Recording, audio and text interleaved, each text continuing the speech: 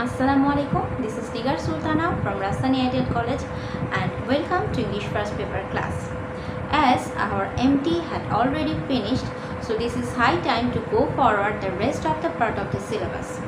Today I will discuss another scene passage from your Unit 1 and the passage is about a female legend Valentina Tereshkova.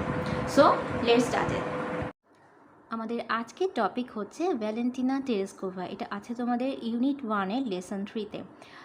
এর আগে আমরা দুজন mail personality সম্পর্কে জেনেছিলাম এবং আজকের ক্লাস এবং পরবর্তী ক্লাসে আমরা জানব দুজন ফিমেল পার্সোনালিটি সম্পর্কে। ভ্যালেন্টিনা টেরেসকোভা হচ্ছে একজন রাশিয়ান নভোচারী, যিনি হলেন পৃথিবীর প্রথম মহিলা মহাকাশচারী। তো আসো আমরা এখন তার সম্পর্কে ডিটেলস জানি। ভ্যালেন্টিনা টেরেসকোভা হলেন একজন রাশিয়ান মহিলা। তিনি জন্মগ্রহণ করেছেন 1937 সালের 6 মার্চ। পেশাগত জীবনে তিনি পাইলট, কসমোনট মানে হচ্ছে মহাকাশচারী, এবং তার পরবর্তীতে তার মহাকাশ ভ্রমণের পরপরই তিনি পলিটিক্সের সাথে যুক্ত হয়ে পড়েন এবং এখনও পর্যন্ত তিনি পলিটিশিয়ান হিসেবেই কর্মরত আছেন। তার মিশনটা ছিল ভস্টক 6 নামক একটা মহাকাশ যানে, যে মিশনটা পরিচালিত হয় 1963 সালে। সেই ভস্টক 6-এ করে তিনি 48 বার পৃথিবী প্রদক্ষিণ করেন এবং সেই স্পেসশিপে তিনি অলমোস্ট 3 দিন পার করেন। এই হচ্ছে তার সম্পর্কে একটা সংক্ষিপ্ত পরিচিতি, যেটা আমরা টেক্সটে বিভিন্ন সময় পাবো। তো এখন আমি মূল টেক্সটটা শুরু করছি। Valentina Tereshkova was born in the village Maslenikova, Tatarsky district in central Russia. Tereskova's father was a tractor driver and her mother worked in a textile plant. Tereshkova began school in 1945 at the age of 8 but left the school in 1953 and continued her education through distance learning. এখানে Valentina টেরেসকোভার family background এবং তার educational background সম্পর্কে একটু পরিচিত দেওয়া হচ্ছে। সেখানে বলা হচ্ছে তিনি কোথায় জন্মগ্রহণ করেন। তিনি মধ্য রাশিয়া টাটারস্কি জেলার মাসলানিকোভা গ্রামে জন্মগ্রহণ করেন। তার বাবা ছিল একজন ট্রাক্টর ড্রাইভার এবং মা ছিলেন একজন টেক্সটাইল প্ল্যান্ট, মানে তার মা টেক্সটাইল প্ল্যান্টে কাজ করতেন, মানে বস্ত্র কারখানায় কাজ করতেন। তিনি স্কুল জীবন শুরু করেন 1945 সালে, তখন তার বয়স ছিল 8, কিন্তু এর 8 বছর পরে তিনি স্কুল ত্যাগ করেন এবং দূরশিক্ষণের মাধ্যমে তার পড়াশোনা চালিয়ে যান। She became interested in parachuting from a young age and trained in skydiving at the local aero club, making her first jump at age 22 on 21 May 1959.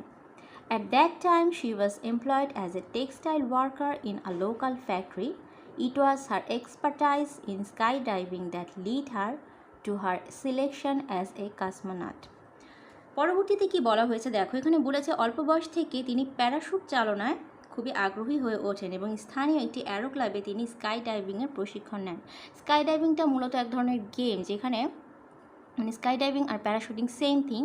এখানে যারা এখানে আরোহণ করেন বা ডাইভিংটা করেন, তাদের কাজটা কি, তারা বিমান থেকে লাফিয়ে পড়েন এবং লাফিয়ে পড়ার পর তাদের সাথে থাকা প্যারাশুটটা ওপেন করেন এবং তার মাধ্যমে আস্তে আস্তে সেটা কন্ট্রোলের মাধ্যমে মাটিতে নেমে আসেন। মানে এটি ওয়ান টাইপ অফ গেম। এখানে উনি কিসের জন্য পরবর্তীতে উনি যে কসমোনট হিসেবে মানে মহাকাশচারী হিসেবে সিলেকশন হন, সেই সিলেকশনের কারণে তার এই স্কাই ডাইভিংয়ের প্রতি বা প্যারাশুটিংয়ের প্রতি তার যে আগ্রহ, সেটা একটা অন্যতম কারণ ছিল। এখানে বলা হয়েছে 1959 সালের 21শে মে 22 বছর বয়সে তিনি প্রথম অভিযান শুরু করেন। ওই সময় তিনি কি করতেন, উনি ওই সময় একটি স্থানীয় কারখানার টেক্সটাইল কর্মী হিসেবে কাজ করতেন এবং স্কাই ডাইভিংয়ের নৈপুণ্যতা বা পারদর্শিতায় তাকে নভোচারী হিসেবে নির্বাচিত হওয়ার পক্ষে কাজ করে বা তাকে এই সুযোগটাই মানে এখানেই তাকে সুযোগটা তৈরি করে দেওয়া হয়। মহাকাশচারী ইউরি গ্যাগারিনের নাম হয়তো তোমরা শুনেছ।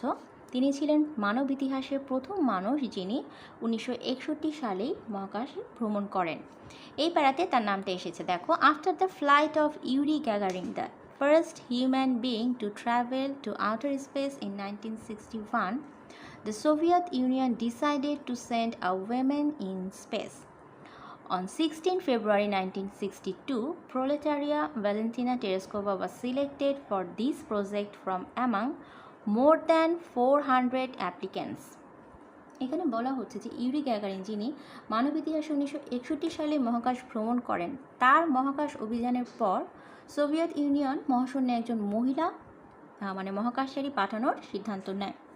1962 সালের 16 ফেব্রুয়ারি এই সিদ্ধান্ত অনুযায়ী বা এই প্রকল্পের জন্য প্রোলেটারিয়া মানেটা হচ্ছে শ্রমিক সম্প্রদায়, সেখানে 400রও বেশি আবেদনকারীর মধ্যে থেকে ভ্যালেন্টিনা টেরেস্কোভাকে সিলেক্ট করা হয় এবং এই সিলেকশনের জন্য অনেকগুলো প্রশিক্ষণ নেওয়া হয়, যে নামগুলো পরপর এসেছে দেখো। Tereshkova had to undergo a series of training that included weightless flights, isolation test, contrivance test, rocket theory, spacecraft engineering, 120 parachute jumps, and pilot training in MiG-15 UTIZ fighters. এইগুলো হচ্ছে এখানে যে নামগুলো আছে এগুলো হচ্ছে বিভিন্ন ট্রেনিংয়ের নাম। এই স্পেসে ভ্রমণ করার জন্য ভ্যালেন্টিনা টেরেস্কোভাকে এই রকম এতগুলো ট্রেনিং নিতে হয়েছে। এই ট্রেনিংগুলোতে সাকসেসফুল হওয়ার পরেই তিনি স্পেসে ভ্রমণ করার সুযোগটা পেয়েছেন। আমি একটু বাংলায় বলার চেষ্টা করছি, দেখো শুনে নাও তোমরা। ভ্যালেন্টিনা টেরেস্কোভা যে 400-র বেশি আবেদন করা হয়েছিল এই পোস্টটার জন্য, স্পেসে ভ্রমণ করার জন্য, সেখানে যখন তিনি সিলেক্টেড হলেন তখন তাকে অনেকগুলো প্রশিক্ষণ নিতে হয়েছিল, যেগুলোর মধ্যে রয়েছে যে ওয়েটলেস ফ্লাইটস, এটা হচ্ছে ওজনবিহীন উড্ডয়ন, নির্জনতার পরীক্ষা, এটা হচ্ছে আইসোলেশন টেস্ট, স্পেসে উনি তো একা ভ্রমণ করেছিলেন মহিলা হিসেবে, সো একা ওখানে স্পেসে কিভাবে কন্ট্রোল করতে হয় এটা একটা বিশাল পরীক্ষার ব্যাপার, সো এই টেস্টটাও তাকে পার করতে হয়েছে। পরবর্তীতে আছে সেন্ট্রিফিউজ টেস্ট, হচ্ছে তরল পদার্থে বস্তু কণাকে ঘূর্ণন গতির দ্বারা পরস্পর থেকে পৃথক করার একটা পরীক্ষা। তারপরে রকেট থিওরি, যেটা হচ্ছে রকেট চালানোর যে বিদ্যা বা শিক্ষা। নেক্সট হচ্ছে স্পেস ক্রাফট ইঞ্জিনিয়ারিং, মানে মহাকাশযান প্রকৌশল বিদ্যা, মহাকাশটা যিনি কন্ট্রোল করবেন তার সমস্ত খুঁটিনাটি জেনেই তো তাকে সেটা কন্ট্রোল করতে হবে, সো এই সংক্রান্ত একটা বিশাল টেস্ট তাকে অতিক্রম করতে হয়েছে। তারপরেরটা হচ্ছে 120 প্যারাশুট জাম্পস, 120 প্যারাশুট লাফ এবং MiG-15 UTIZ বিমান চালানোর প্রশিক্ষণ। তোমাদের কোশ্চেনে যদি আসে যে টেরেস্কোভাকে এই স্পেস ভ্রমণ করার জন্য কি কি প্রশিক্ষণ নিতে হয়েছিল, তাহলে আমরা সেখানে এই জায়গাটা থেকে অ্যান্সারটা নিতে পারি। আমরা এখন নেক্সট প্যারায় চলে যাচ্ছি। Since the successful launch of the spacecraft Vostok 5 on June 1963, Tereskova began preparing for her own flight. On the morning of 16 June 1963, Tereskova and her backup cosmonaut Solovaya were dressed in spacesuits and taken to the Space Shuttle launch pad by a bus. After completing her communication and life support checks, she was sealed inside Vostok 6, finishing a 2-hour countdown. Vostok 6 launched faultlessly. এখন তার হচ্ছে মূল যে ভস্টকে তার পদার্পণ এবং সেখান থেকে সে কিভাবে তার জার্নিটা শুরু করলো সেটা বলা হচ্ছে। 1963 সালের 14 জুন মহাকাশযান ভস্টক 5 যখন প্রথম সফলভাবে অভিযানটা শেষ করে, তখন থেকে ভ্যালেন্টিনা টেরেস্কোভা তার অভিযানের প্রস্তুতিটা শুরু করেন। তার অভিযানটা ছিল 1963 সালের 16 জুন। 1963 সালের 16 জুন সকালবেলা টেরেস্কোভা এবং তার সহযোগী একজন নভোচারী ছিলেন, তার নাম ছিল সলোভায়োভা। তারা মহাকাশ নভোচারীর পোশাক পরিধান করেন এবং একটি বাসে করে তাকে মহাকাশযান উড্ডয়নের মঞ্চে নিয়ে যাওয়া হয়, যে বাসটা থেকে নেমে তিনি সেই স্পেসশিপে উঠবেন। তার যোগাযোগ এবং জীবন রক্ষাকারী সরঞ্জামের পরীক্ষা সম্পূর্ণ করার পর তাকে ভস্টক 6-এর মধ্যে নিরাপদে রেখে আসা হয়। 2 ঘন্টা উল্টো গণনার পর একটা কাউন্টডাউন হয় সেখানে, যখন ভস্টক 6 বা যে কোনো স্পেসশিপ যখন ফ্লাই করবে তার আগে একটা কাউন্টডাউন হয়, সেই কাউন্টডাউনটা হয়েছিল 2 ঘন্টা ব্যাপী। এই 2 ঘন্টা কাউন্টডাউনের পর ভস্টক 6 ত্রুটিহীনভাবে তার যাত্রা শুরু করে। নেক্সট প্যারাতে বলা হচ্ছে, although Tereskova experienced nausea and physical discomfort for much of the flight, she orbited the Earth 48 times and spent almost 3 days in space. With a single flight, she logged more flight time than the combined times of all American astronauts who had flown before that date. Tereskova also maintained a flight log and took photographs of the horizon, which were later used to identify aerosol layers within the atmosphere. এখানে বলা হচ্ছে যে উনি যখন তার জার্নিটা শুরু করেন তখন তার মধ্যে অনেক ফিজিক্যাল ডিসকমফোর্ট মানে শারীরিক অস্বস্তি অনুভব হচ্ছিল এবং তার বমি বমি লাগছিল, কিন্তু তারপরেও তিনি মোট 48 বার পৃথিবীকে প্রদক্ষিণ করেছেন ভস্টক 6 দিয়ে এবং মহাশূন্যেও তার অতিবাহিত সময়কাল ছিল প্রায় 3 দিনের মতো। মাত্র একবার উড্ডয়ন করে তিনি ওই তারিখটার পূর্বে সকল আমেরিকান নভোচারীরা যে সময় ব্যয় করেছিল তার চেয়ে বেশি সময় তিনি অতিবাহিত করেন।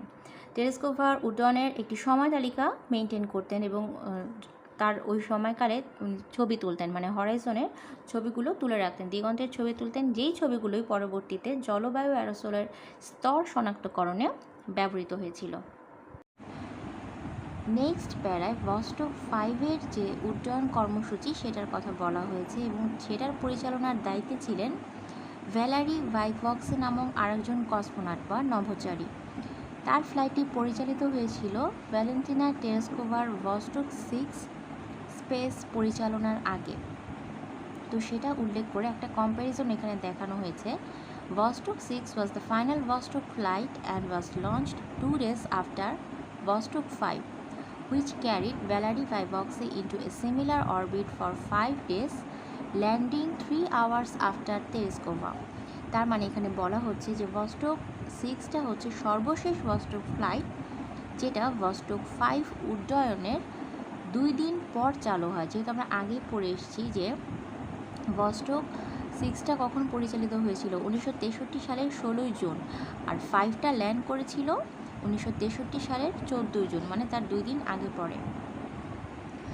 তো সেই ভস্টক 5 পরিচালনা করেছিলেন ভ্যালারি ভাইভক্সে নামক একজন কসমোনট এবং সেটা একই পথে, যে পথে ভস্টক 6 পরিচালিত হয়েছে ঠিক একই পথে 5 দিনের জন্য সেটা পরিচালিত হয়েছিল।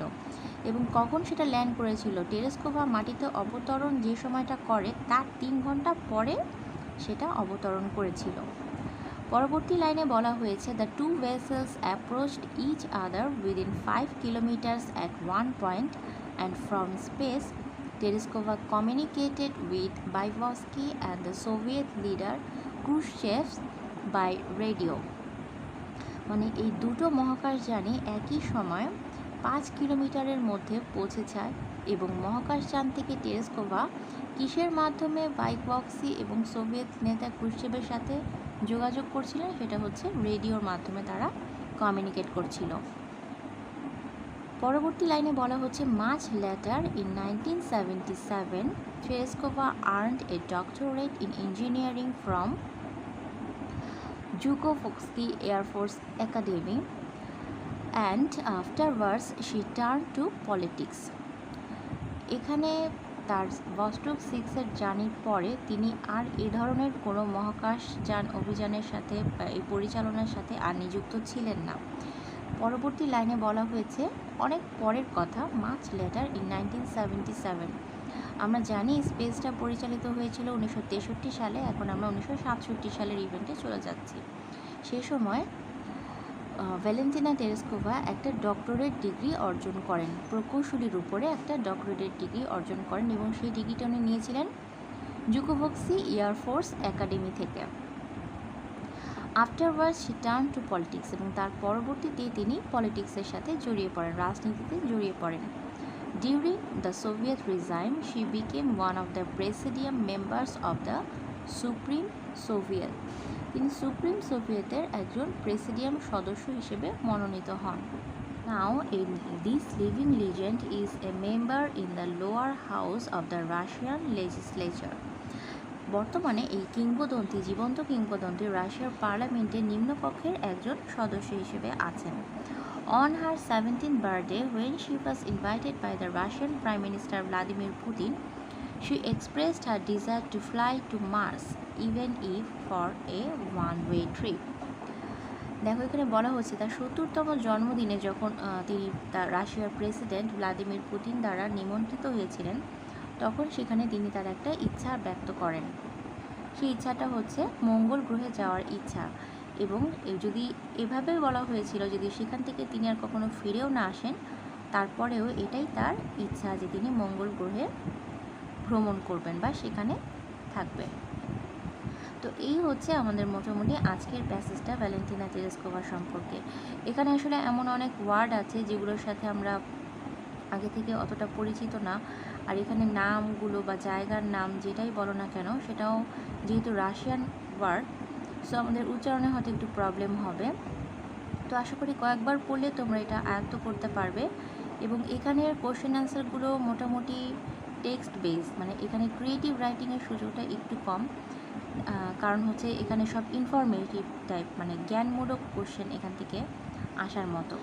তোমরা যে শুধুমাত্র তোমাদের টেন্স এবং গ্রামাটিক্যাল সেন্টেন্স টার্মগুলো কারেক্ট করে লিখতে পারলে মোটামুটি এখান থেকে তোমরা মানে হুবহুই অ্যান্সার লিখতে পারবে। তো আমরা এখন কিছু কোশ্চেন অ্যান্সার নিয়ে আলোচনা করব, যেগুলো তোমাদের জানাটা জরুরি, যে তোমরা কীভাবে আসলে কোশ্চেনগুলো আসলে অ্যান্সারটা লিখবে। এখানে টেরেস্কোভা সম্পর্কে কিছু বেসিক কোশ্চেন তুলে ধরা হয়েছে। প্রথম কোশ্চেন দেখো, রাইট অ্যাবাউট টেরেস্কোভাস আর্লি লাইফ, মানে তার বাল্য জীবন সম্পর্কে জানতে চাওয়া হয়েছে। এই টেক্সটে আমরা দেখেছি যে টেরেস্কোভা তার স্কুল জীবনটা শুরু হয় 1945 সালে, কিন্তু সাডেনলি তার স্কুল জীবনটা তার পরবর্তী 8 বছর পরে ক্লোজ করে দেওয়া হয় 1953 সালে, এবং তখন তিনি দূরশিক্ষণের মাধ্যমে মানে ডিস্ট্যান্স লার্নিংয়ের মাধ্যমে তার এডুকেশনটা কন্টিনিউ করেন। তো আমরা লিখতে পারি, Valentina Tereskova started her education in 1945 at the age of 8, but she left her school in 1953 and then from then she continued her education through distance learning. এখানে আমরা এটুকু অ্যাড করতে পারি যে her father was a tractor driver and her mother worked in a textile plant. এটুকু দিলে মোটামুটি আমাদের অ্যান্সারটা কমপ্লিট হয়ে যাচ্ছে। নেক্সট কোয়েশ্চেন হচ্ছে, what lead to the selection of Tereshkova as a cosmonaut? কোন প্রক্রিয়াটা তাকে কসমোনট মানে মহাকাশচারী হওয়ার স্বপ্ন পূরণে সিলেক্টেড হতে সাহায্য করেছিল, মানে কোন কিসের জন্য তিনি সিলেক্টেড হয়েছিলেন? সেই 400, আমরা জানি যে 400 জনের অ্যাপ্লিকেশন পড়েছিল, তার মধ্যে থেকে তেরেস্কোভা সিলেক্টেড হয়েছিল। স্কাই ড্রাইভিংয়ের প্রতি তার মাত্রাতিরিক্ত আকর্ষণ এবং সেখানে সেই ব্যাপারটাতে তিনি এক্সপার্ট ছিলেন বলে কিন্তু মহাকাশচারী হিসেবে তিনি নিজেকে সিলেক্টেড হওয়ার পরীক্ষায় সক্ষম হয়েছিলেন। তো আমরা লিখতে পারি, Tereshkova was very expert in sky diving and this lead to her a selection as a cosmonaut.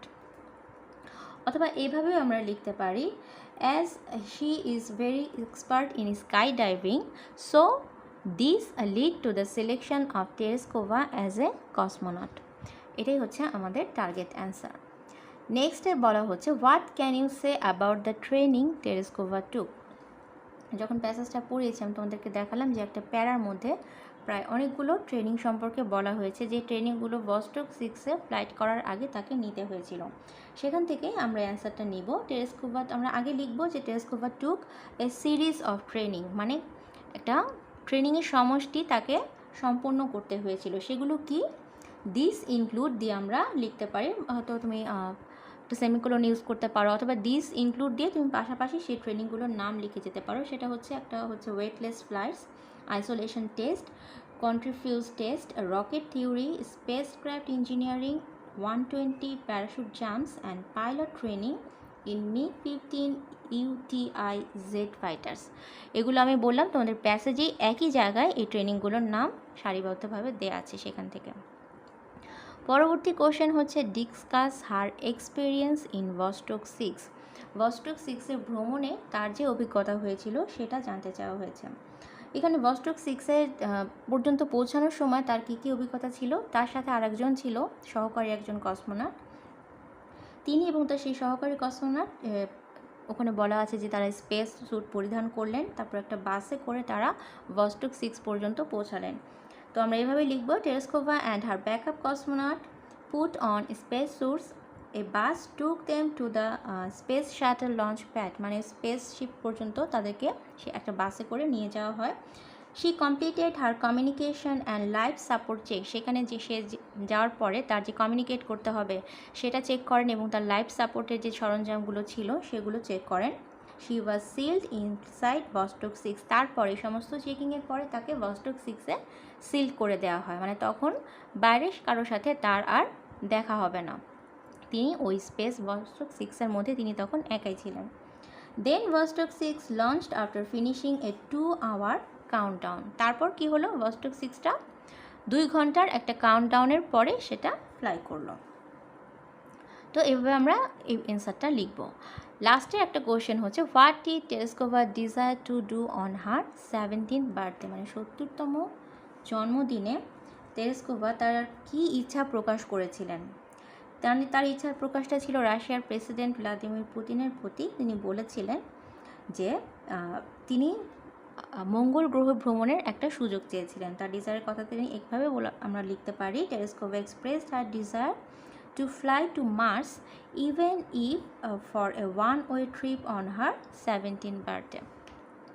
মানে যদিও মঙ্গল গ্রহের যাত্রাটা একটা ওয়ান ওয়ে জার্নি, মানে সেখানে গেলে আর কেউ ফিরে আসবে না, তারপরেও তিনি সেখানে যাওয়ার ইচ্ছা প্রকাশ করেন এবং এটাই ছিল তার ডিজায়ার।